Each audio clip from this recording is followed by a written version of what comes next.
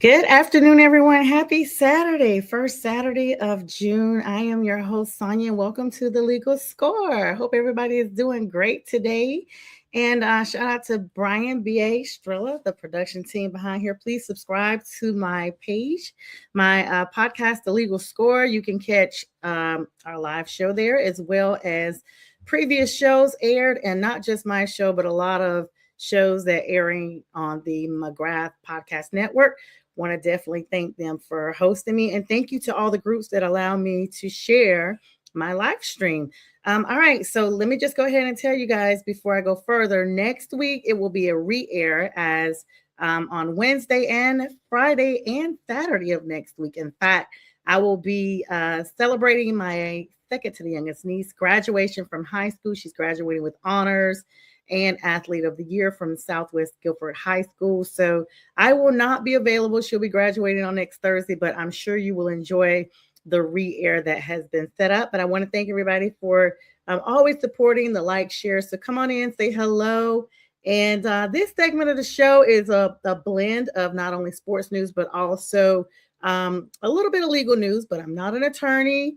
And so nothing that I say is to be misconstrued as giving or receiving legal advice from me. Now, let's just start out with the big news.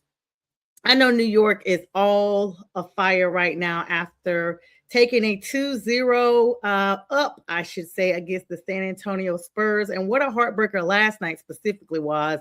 1 point, you guys, 105, 104. It was literally a nail biter. The Spurs actually went on a 9-0 route in the fourth quarter to try to overcome the deficit. And they took the lead for the first time in the second half against the New York Knicks. But a crucial penalty by Victor Wembanyama would prove fatal.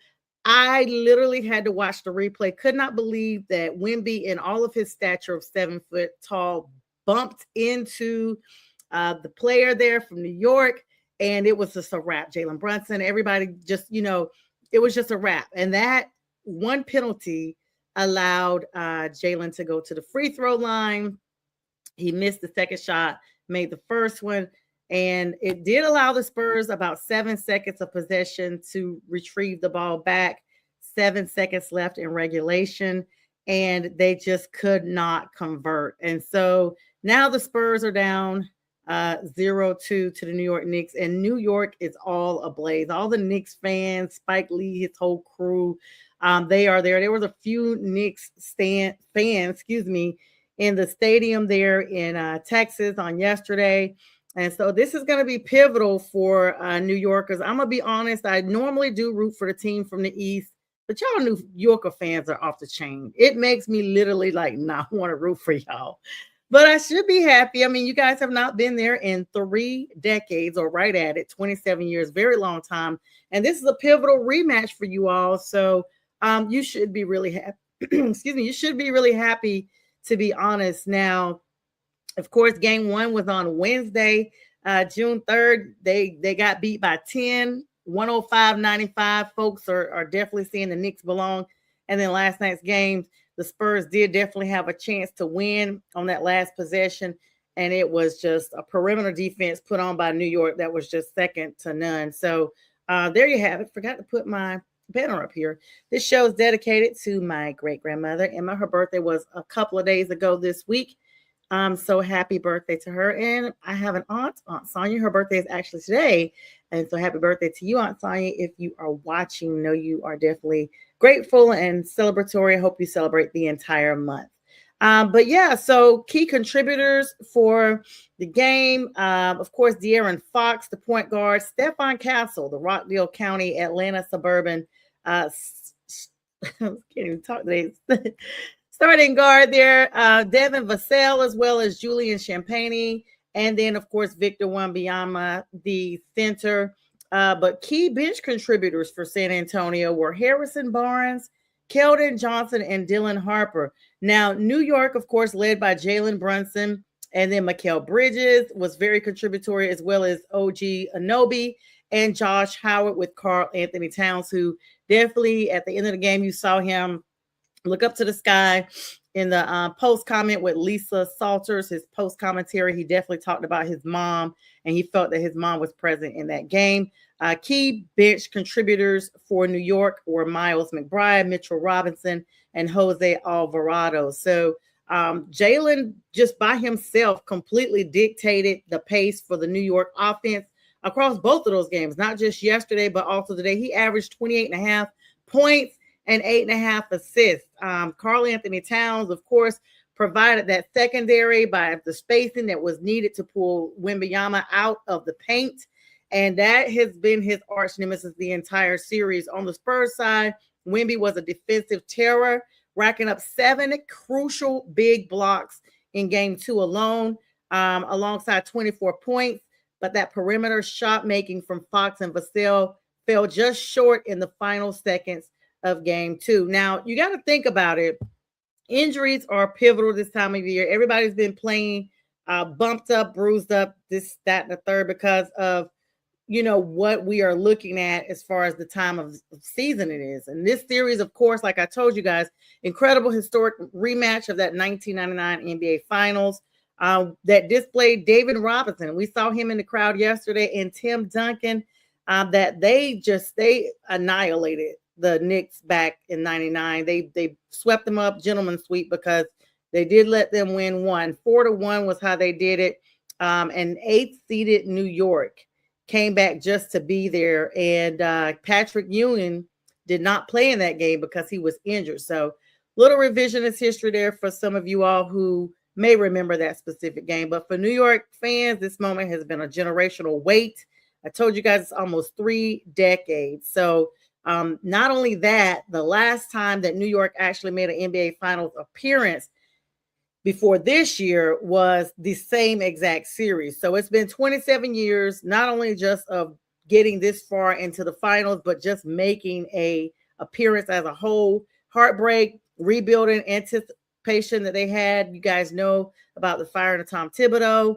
And for them just to be here on the big stage is very big. So kudos to Mark Brown and that whole crew, making this 2-0 lead feel like an absolute dream for the Madison Square Garden faithful. Now, if you want to look, about records and things like that, you can check in that. All right, WNBA news.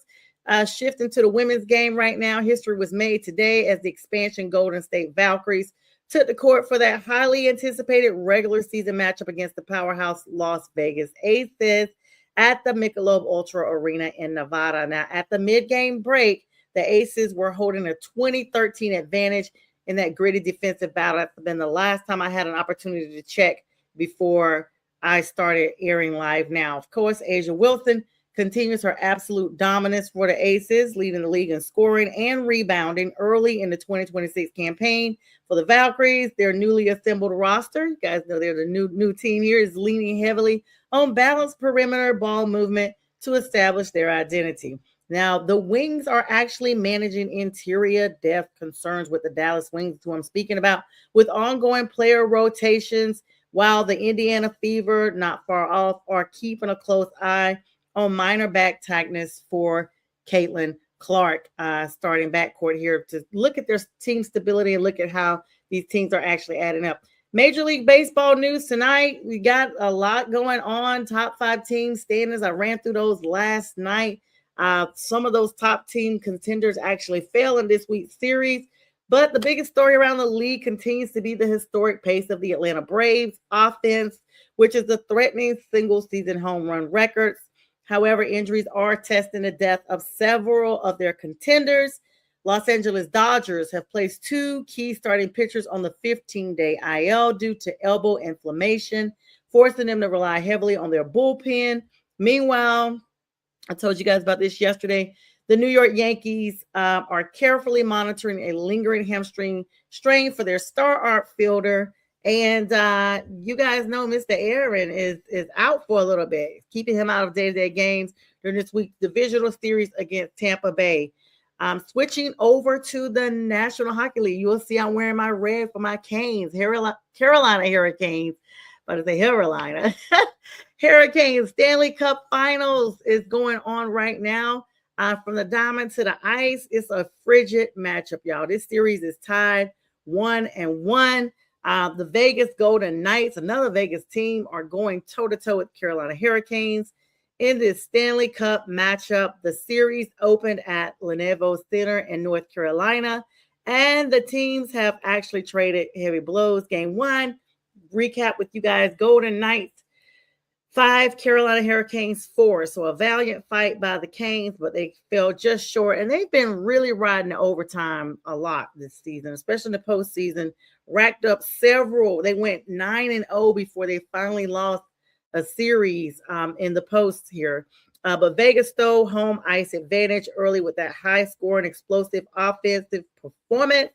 But in Game 2, Canes came back 4-3 over the night. So it's just a one-score differential, one goalie differential. The Canes, of course, roared back in front of their home crowd, tightening up defensively to even the series. Now, the series is now out west, guys. In fact, tonight's matchup will be tipping off, pucking off. I don't know how you say it. It's going to be happening here soon. But anyway, T-Mobile Arena in Las Vegas for games 3 and 4. The Canes are going to have to brave a hostile road environment, the home cup advantage, home team advantage, what have you, as both teams vie for control of this series momentum. Stat leaders and injuries with this matchup: Jack Eichel and Jonathan Marchessault from Vegas have been leading the charge offensively, finding soft spots in Carolina's aggressive man-to-man defensive system. You guys know they have been extremely aggressive, and that has been a difference maker in a lot of their matchups. And then Sebastian Aho for the Canes and Martin Nikas have been spectacular, driving the transition game and capitalizing heavily on power play opportunities in Game 2. Injury report, a little bit of sad news there. Vegas is skating through minor injuries to their bottom 6 forward line, missing key grit on the forecheck, and Carolina is currently without a top 4 defenseman due to an upper body injury sustained in the Eastern Conference Finals, forcing the younger depth pieces to actually show up, step up, and move into this major pressure cooker minutes, because they've got to show this is where we belong. Rounding out our sports segment here with some NFL news. Definitely a lot of trades this week. You guys already know about the Myles Garrett, AJ Brown, Jared Verse move around that I talked about yesterday, and for a little bit last night on Friday with the fellas. But just to give a brief recap, this Pro Bowler in Jared Verse is, definitely looking to bolster the young quarterback and Shedeur Sanders by going to the Cleveland Browns. And then the Rams are, they're racking up drafts for the next 3 years, 27, 28, and 29, as well as some other people that are going to be moving around. But, nothing really surprises me. Things happen so quickly, you don't really have a chance to catch up on everything. But if you think about it, in the New England Patriots with A.J. Brown going there, it's just really big to think about how he's going to be accentuating that roster as well. And you guys already know about Russell Wilson joining CBS as an affiliate now, an analyst, I should say. He wrapped up an incredible 14-year career, 9-time Pro Bowler, Super Bowl champion. An emotional video has been posted on his social media thanking coaches, teammates, family, and fans from all of the teams that he's been with. 10 legendary seasons, rewriting the record book, because he racked up over 40,000 yards passing. So he's got the NFL record for that right now. And so super excited for Russell and what happens next for him. Now we're going to switch over to the legal segment.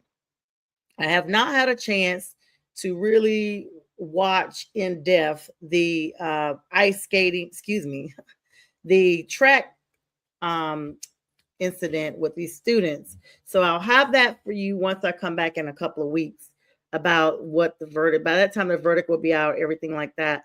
But that case, I will hold comments for involvement, people who are part of the narrative on that and everything, until I can actually look at it, analyze it for myself, and then get on and talk to you guys. But I do have 2 major legal developments for you guys, and this actually is connected for sports and media.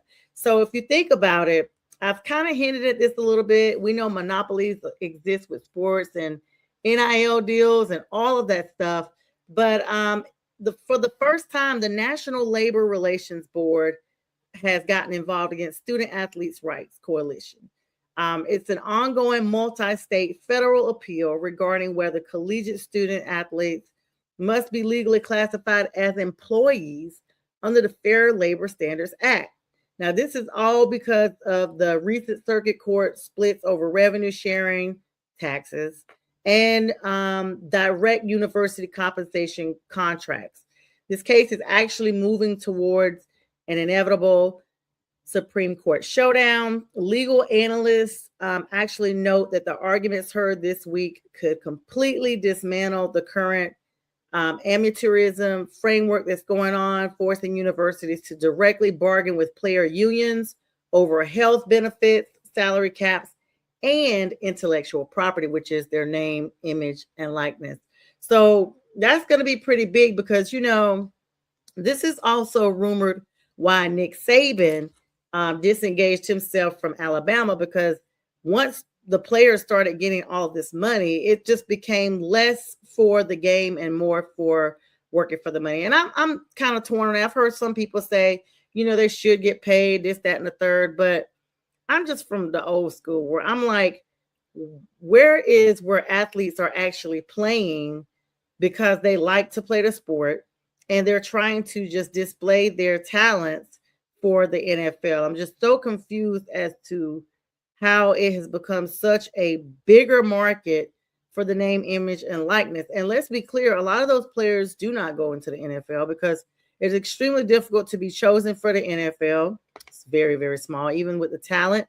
And so a lot of them just kind of bank on those name, image, and likeness deals so they can get paid while they're playing sports. But not only after they play sports, once their college careers are over, they are brand ambassadors for some of those labels. And I do personally know someone that's making a very lucrative career out of just being a brand ambassador. And he is no longer a player and really got drafted, but never saw any action on the field for the NFL. So this is one of those battles that if this goes down to the Supreme Court and they actually stop this at the collegiate level, this could have a domino effect for future players that are coming into the league or that are coming up through college that are trying to establish their name, image, and likeness while they're in college, and they don't necessarily get drafted into the NFL. All right, the second case is the U.S. Supreme Court actually issued a major 8 ruling over the FCC versus AT&T. This was a case about the power of how finances are being with the sports and communications and things of that sort. This is a landmark case from 2024 where the SEC versus Jarsky decision, which restricted agencies from handing down heavy civil financial penalties without a jury trial. Now, major sports broadcasting distributors and telecom giants have challenged the FCC's internal enforcement mechanisms. However, the Supreme Court drew a sharp line, refusing to expand Jarsky. The High Court actually ruled that the FCC's current framework for issuing monetary forfeiture orders contains sufficient administrative safeguards and does not violate constitutional jury guarantees. And this actually protects the regulatory status quo for sports media compliance and licensing oversight. So what does all that mean in short? All these conglomerates that are here vying for broadcasting rights, not just streaming, etc., they are all affected. You guys remember that DirecTV was one of the agencies that I think they probably sent out like this mass thing. If you were a customer of NFL package XYZ, they felt like customers were overcharged.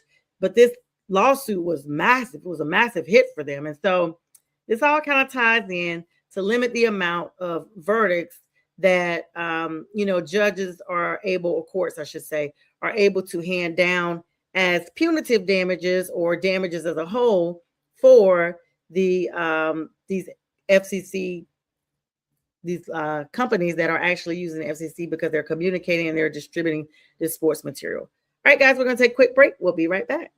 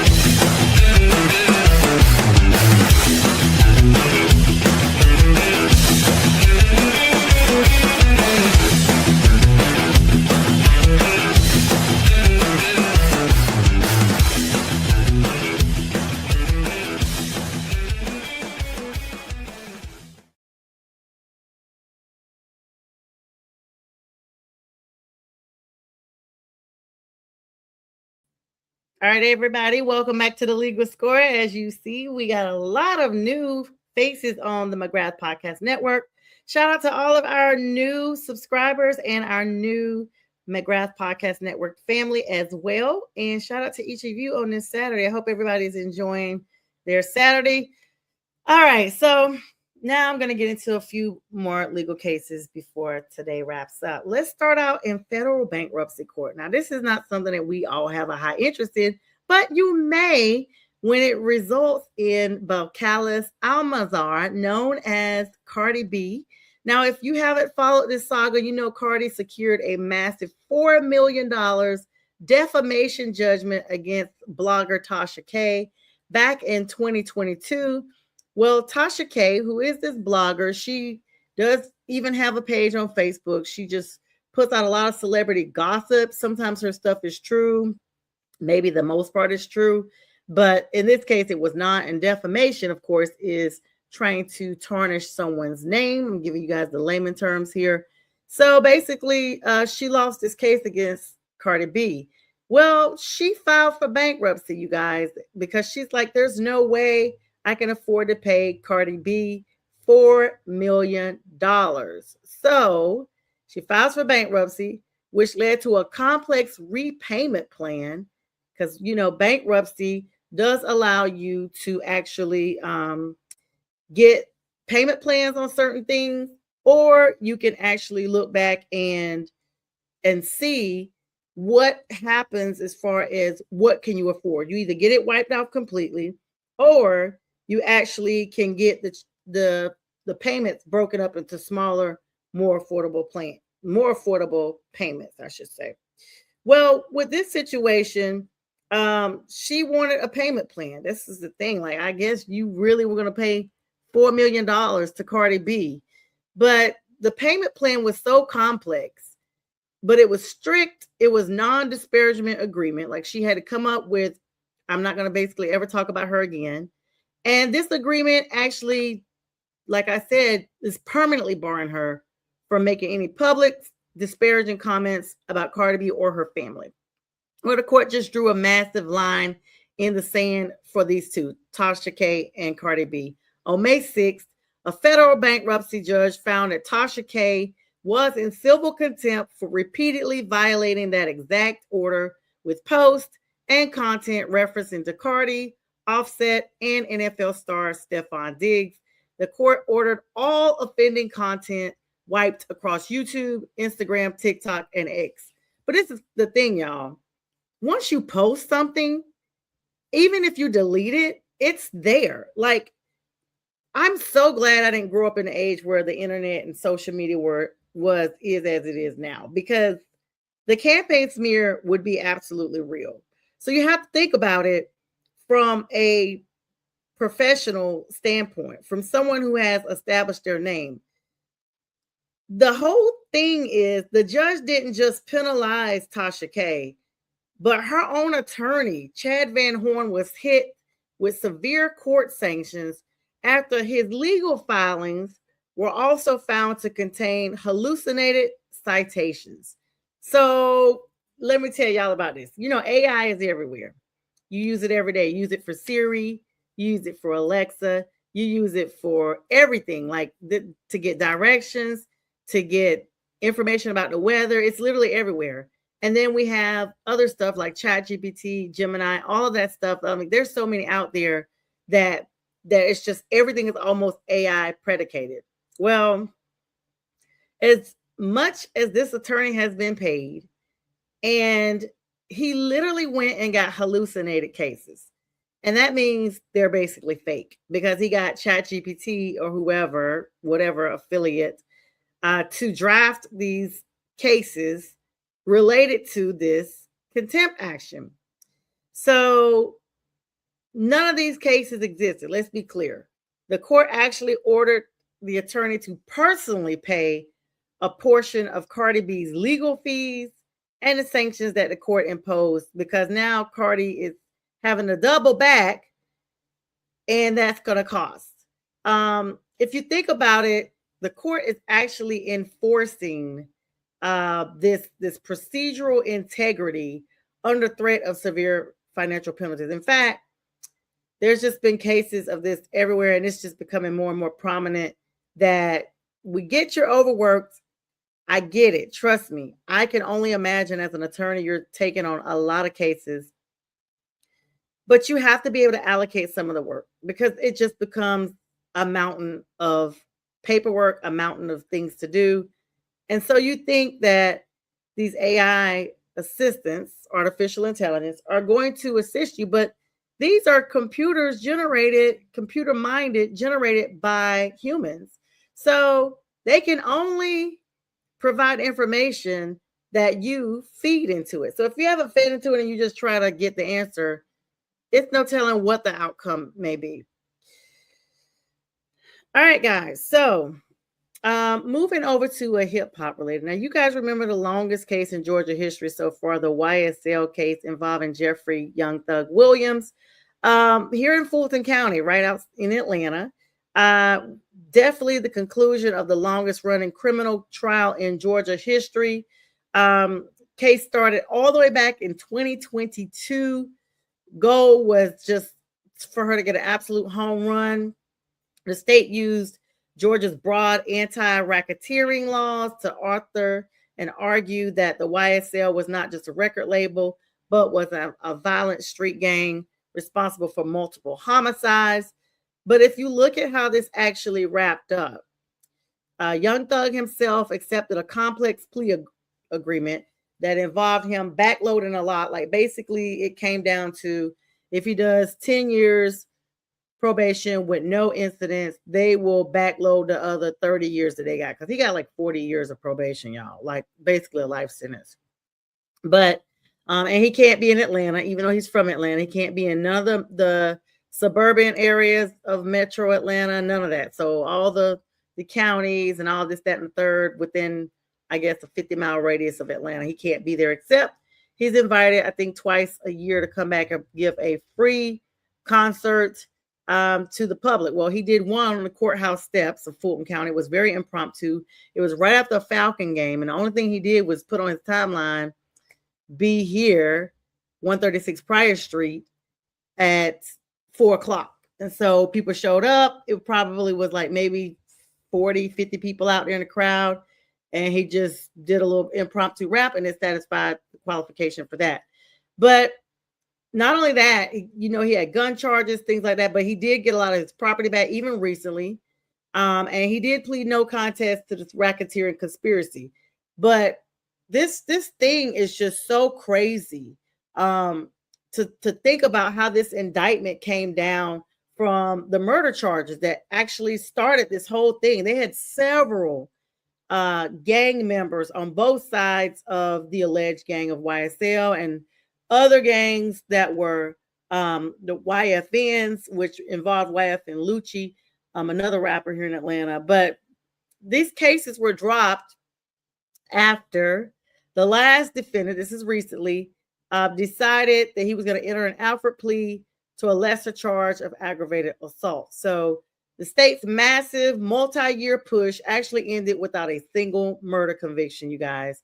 So for any of the remaining defendants who took their chances with the jury, no convictions on the big murder cases. So I don't know how you would think about that as a taxpayer. For Fulton County residents, which I am one, I feel like it was a huge investment of resources.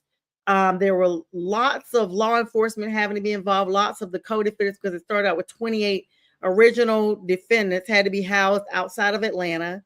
And with Jeffrey Young Thug Williams being the prominent rapper he was, it involved massive security in Atlanta when he was transported to court every single day for 2 years, including the voir dire process where the jurors were chosen.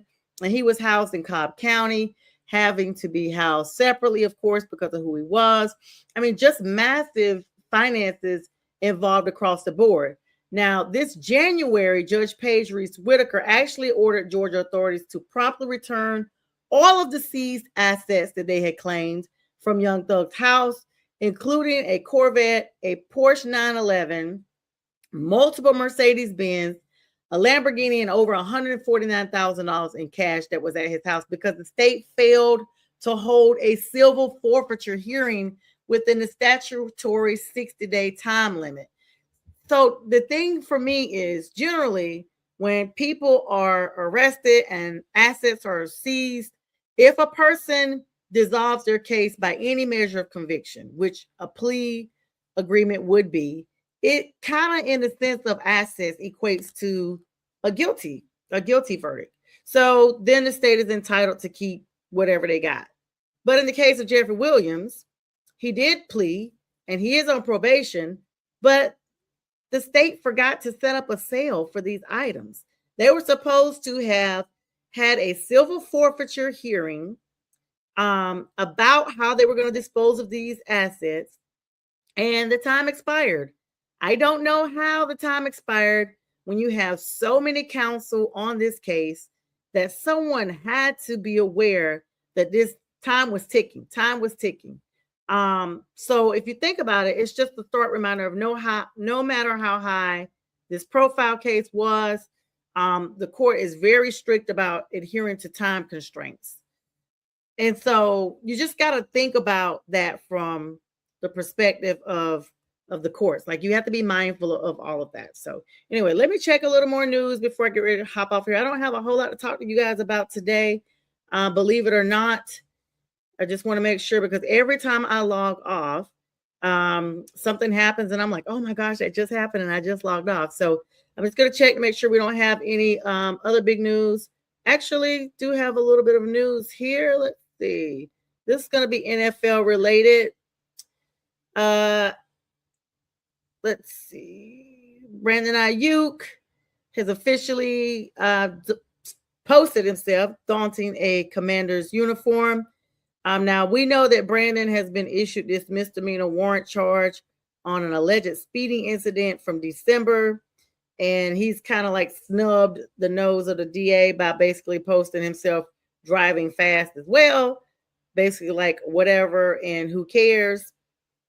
And yeah, that's pretty much it on that. Let me make sure I don't have anything else. Oh, I meant to talk about this last night and I forgot. So in NFC South related news, Baker Mayfield is nearing the end of his contract, as is Bryce Young. Now, for Panthers fans, we know that the writing's on the wall with Bryce. He's got to show up. He's got to show and prove. He's got to really extend himself further than last season to basically go into an actual contract. This is the expiration of his rookie contract. And they're saying, you know, it's likely that the Panthers will possibly, this is just my theory of what I've been reading, be moving past Bryce after this season. Like if there's not a substantial thing, like we're okay, yes, we improved this season. Yes, we went to the postseason, but it was because of a anomaly in the NFC South amongst everybody being at the same record. It was just so crazy how we would have to basically bank on the Atlanta Falcons of all people taking care of the New Orleans Saints, who we got swept by, to advance. And then let's be clear, there were other NFC teams out there that had the same record as the Panthers that did not move forward because there were teams in their division that had a better record. And let's be clear, at the very last minute, with that 8-9 record, that moved the Panthers below 500, which is crazy because the NFC South has been the topic of discussion for being in the bottom of the barrel for several seasons now. all the way back to when the Panthers went with a 7-8-1 record about 10 years ago.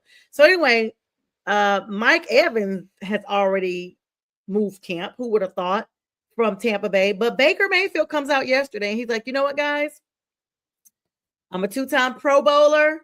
I'm entering the final year of my 3-year contract. He got $100 million out of Tampa, and they're trying to do extension talks. But he said they are nowhere close to what he's seeking. Him and his management team, they're setting a deadline, that training camp deadline, for this deal to be finalized. He's like, first and foremost, regardless, we've built roots here in Tampa. We love the community. We love being here. They've embraced us. This is Baker speaking.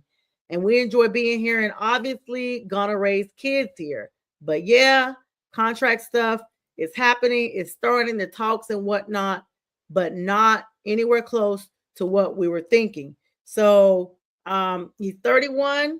He says he will not negotiate a new deal if an agreement isn't struck by the start of camp in mid-July, which is about a month away. And he will instead be playing out the final year of his contract. So if Tampa Bay doesn't come up with the money that Baker's looking for by mid-July, when the season starts, everyone will know whether or not Baker Mayfield will continue to be with Tampa Bay or if they will not. He's, of course, saying he would love to have a long-term deal with them, but they know his deadline is as soon as training camp starts, and we're not doing any contract stuff. It's a ball, so it's not up to me when that gets done. So hopefully before that. If not, we're still going to have a good year. Now, he is currently the number 16th highest paid quarterback in the NFL with an average salary of $33.3 million. So he's certainly aiming for a deal that will elevate his pay closer to Daniel Jones. And that's what's shocking to me. Daniel Jones gets all this money. He has not been in no playoffs. $44 million average per year, which is crazy. And Deshaun Watson, go figure, who Baker knows very well from being for the Browns organization. And Deshaun just racked up those people's money, $46 million, and did absolutely nothing. With all the legal stuff he had out the field, he literally just took the Browns to the bank. In 2025, Mayfield's stats were 3,693 yards thrown, 26 touchdowns, 11 interceptions, with a 63.2 completion percentage in 17 starts. And he also rushed for 382 yards and 1 touchdown. Now, let's be clear. Folks know that Tampa has gone down the tubes in the last 2 seasons. So that's going to be predicated upon what they decide with his stats as to now that Mike Evans is gone. It's going to be really big. Chicago Bears, the board of directors have voted on Thursday to go ahead and advance. You guys know they've been trying to move out of Soldier Field for a while. Up there off Lakeshore Drive. That stadium is huge. I've actually personally been there. But the board of directors have actually voted on Thursday to advance this stadium development in Hammond, Indiana. So a move out of Illinois. And so this is all but finalized. Now, the Bears have issued a statement saying yesterday the Chicago Bears board of directors met and voted to advance our stadium into the development project into Hammond, Indiana, with the exact site to be selected. We believe a world-class stadium project in Hammond will transform the region, connecting Northwest Indiana to the south side of Chicago, through the loop, and across neighbors and suburbs stretching north of the city. It will bring Chicagoland together and deliver new opportunities to its residents and businesses. Now, Indiana will become home to 2 NFL franchises once this happens. The Colts and now the Bears. And I'm going to be honest, I never would have thought about that. And you guys know how New York Giants and the Jets play in Jersey. But the comments are off the chain about this. People are just thinking, it's compared to the Jets and Giants. Other people are saying Indiana Bears, Chicagoland Bears, Indiana Pandas, comments like things like that. But they are saying Cowboys don't play in Dallas, but they do play in Texas. Let's be clear, same state. 49ers don't play in San Francisco, but they play in California. And so this is just really, really big. It's crazy. Excuse me. It's really crazy because um I personally thought, and I've driven to Chicago before, so going in through Gary, Indiana, seemed like it would have been better than going all the way to Hammond. But I digress. I mean, it's really crazy, and I'm wondering how Chicago fans feel, generally speaking. So if you watch this on a recap, let me know how you feel if you're a Chicago fan about them moving to Indiana. Offensive linebacker Jonathan Cooper, you guys, out of Denver, was arrested Thursday night in Colorado as being held on 2 counts of domestic violence and 1 count of criminal mischief. 28 years old, booked into the detention facility at 2:38 a.m.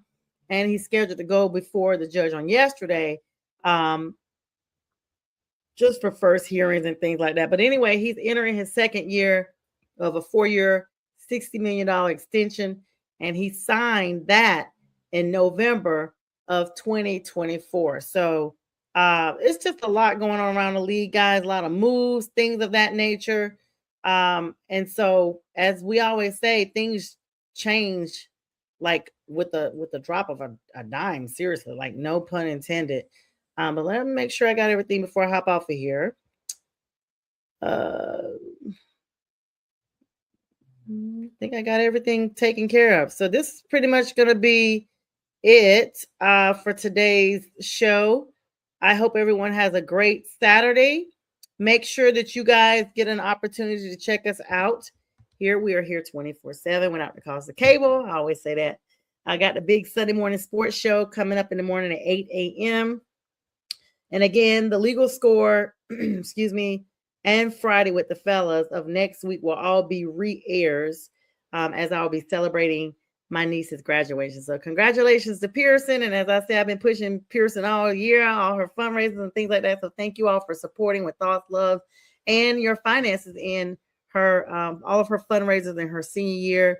And congratulations to you, Pearson, on being your upcoming graduation, being in the top of your class as, excuse me, female athlete of the year for your school, for being homecoming queen, for being Miss Jabberwock with Delta Sigma Theta Sorority Incorporated, and for all the other accomplishments that you've had on the court, in band, in piano, in dance, everything. Super excited and super proud of you. And with that, everybody, I thank everyone for coming on. You all have a blessed day.